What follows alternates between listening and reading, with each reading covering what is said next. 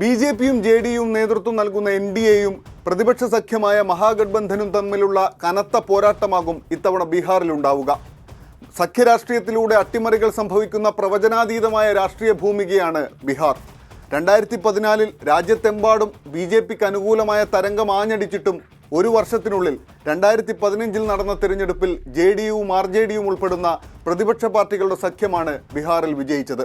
2020 തിരഞ്ഞെടുപ്പിൽ അധികാരത്തിലെത്തിയത് ബി.ജെ.പിയുടെ നേതൃത്വത്തിലുള്ള എൻ.ഡി.എ ആയിരുന്നെങ്കിലും 75 സീറ്റുകളുമായി ഏറ്റവും വലിയ ഒറ്റക്കക്ഷി മഹാഗഡ്ബന്ധനിലെ ആർ.ജെ.ഡി ആയിരുന്നു.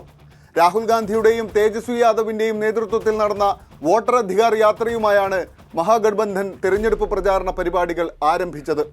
വോട്ടർ പട്ടികയിൽ സംഘടിതമായ ആളുകളെ ഉൾപ്പെടുത്തുകയും ഒഴിവാക്കുകയും ചെയ്യുന്നു എന്ന രാഹുൽ ഗാന്ധിയുടെ വോട്ട് ചോരി ആരോപണങ്ങൾക്കു പിന്നാലെയാണ് വോട്ടർ അധികാർ യാത്ര പ്രഖ്യാപിക്കപ്പെട്ടത്. പ്രിയങ്ക ഗാന്ധിയും സിദ്ധരാമയ്യയും രേവന്ത് റെഡ്ഡിയും എം.കെ. സ്റ്റാലിനും ഉൾപ്പെടെയുള്ള നേതാക്കളുടെ പങ്കാളിത്തം കൊണ്ട് ശ്രദ്ധേയമായിരുന്നു രാഹുലിൻ്റെ യാത്ര. സ്വീകരണ കേന്ദ്രങ്ങളിൽ വലിയ ആൾക്കൂട്ടമാണ് രാഹുലിനെയും തേജസ്വിയെയും കാത്തുനിന്നത്. എന്നാൽ ഈ ജനക്കൂട്ടം വോട്ടാകുമോ എന്നതാണ് ചോദ്യം.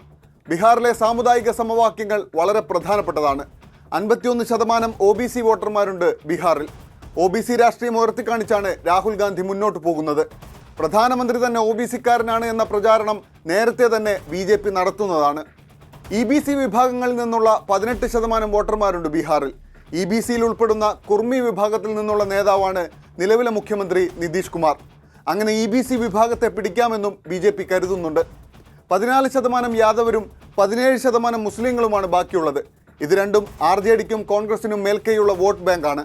ജനക്ഷേമ പദ്ധതികളിലൂടെ പ്രതിപക്ഷമുയർത്തുന്ന വെല്ലുവിളികളെ മറികടക്കാം എന്ന വിശ്വാസത്തിലാണ് എൻ.ഡി.എ.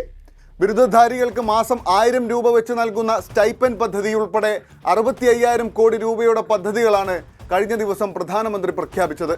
അതേസമയം ഭരണത്തിലെത്തിയാൽ 10 ലക്ഷം പേർക്ക് തൊഴിൽ നൽകുമെന്നാണ് മഹാഗഡ്ബന്ധൻ പ്രഖ്യാപിച്ചത്. തീവ്ര വോട്ടർ പട്ടിക പരിഷ്കരണം മുതൽ ജനക്ഷേമ പദ്ധതികളും സാമുദായിക സമവാക്യങ്ങളും ചർച്ചയാകുന്ന ചൂടുപിടിച്ച തെരഞ്ഞെടുപ്പ് കാലത്തേക്കാണ് ഇനി നമ്മൾ കടക്കുന്നത്.